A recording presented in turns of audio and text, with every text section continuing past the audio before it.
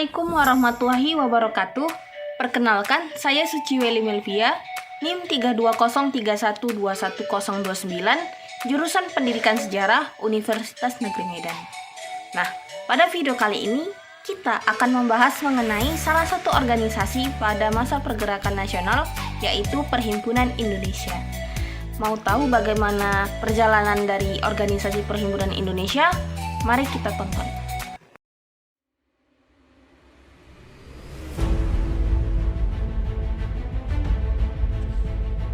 Adapun yang akan kita bahas pada materi Perhimpunan Indonesia adalah yang pertama mengenai latar belakang berdirinya Perhimpunan Indonesia, yang kedua perkembangan awal organisasi Perhimpunan Indonesia, yang ketiga perubahan Perhimpunan Indonesia dari organisasi mahasiswa menjadi organisasi politik, dan yang keempat adalah kemunduran dari Perhimpunan Indonesia. Perhimpunan Indonesia didirikan oleh mahasiswa Indonesia di Belanda pada tahun 1908, di mana pada saat awal pendiriannya diberi nama Indische Vereniging. Organisasi ini dipelopori oleh Noto Suroto dan Sultan Kesayangan. Terbentuknya organisasi ini tidak terlepas karena adanya kebijakan politik etis dari pemerintah Belanda, yang kemudian pelaksanaan politik etis khususnya dalam bidang edukasi atau yang kita kenal dengan bidang pendidikan inilah yang kemudian melahirkan kaum-kaum terpelajar di Indonesia. Dengan adanya kaum-kaum terpelajar, maka didirikanlah banyak sekolah yang kemudian menghasilkan lulusan pelajar dari Indonesia semakin banyak. Pada saat itu, belum ada pendidikan tingkat universitas yang didirikan di Hindia Belanda. Oleh karena itu, negara Belanda menjadi tujuan utama pelajar Indonesia yang ingin melanjutkan pendidikan tinggi. Pada tahun 1907, tercatat jumlah pelajar Indonesia di Belanda sebanyak 20 orang yang tersebar di berbagai universitas. Hal ini didorong oleh rasa senasib dan sepenanggungan sebagai mahasiswa perantauan. Mereka kemudian membentuk sebuah perkumpulan dengan nama Indische Vereniging.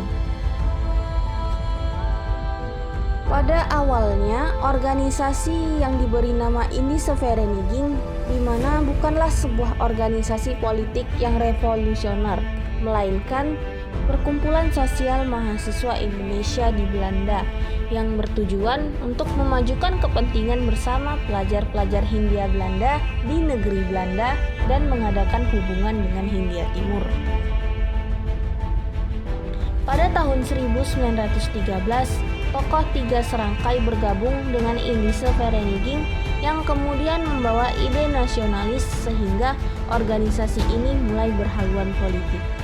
Yang kemudian seiring berjalannya waktu bergabunglah beberapa tokoh lain seperti Hatta, Sutomo, Ali Sastroamidjojo, Budiarto, Iwa Kusumantri, Iskak, dan juga beberapa tokoh komunis seperti Tan Malaka, Semaun, dan Darsono pada tahun 1920-an. Pada tahun 1922, maka Indische Vereniging berubah nama menjadi Indonesische Vereniging. Pergerakan Indonesische Vereniging semakin mantap ke arah perjuangan nasionalisme, sehingga pada tahun 1925 berganti nama menjadi Perhimpunan Indonesia. Adapun kegiatan politik yang dilakukan oleh organisasi Perhimpunan Indonesia yaitu memiliki hubungan baik dengan komunis, terutama ketika Perhimpunan Indonesia dipimpin oleh Hatta pada tahun 1926.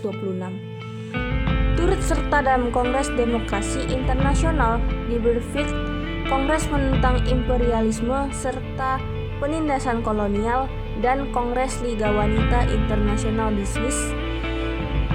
Kegiatan selanjutnya mengirim Arnold Mononutu ke Paris untuk mengadakan hubungan dengan mahasiswa dari negara terjajah di Asia Afrika. Perhimpunan Perhimpunan Indonesia juga melakukan propaganda ke tanah air, di mana pada tahun 1925 Perhimpunan Indonesia gencar meloloskan pengaruhnya di tanah air melalui anggota yang telah menyelesaikan studinya di Belanda. Adapun dari para lulusan ini kemudian menggabungkan diri dalam organisasi yang telah ada di Hindia Belanda. Lalu kemunduran Perhimpunan Indonesia.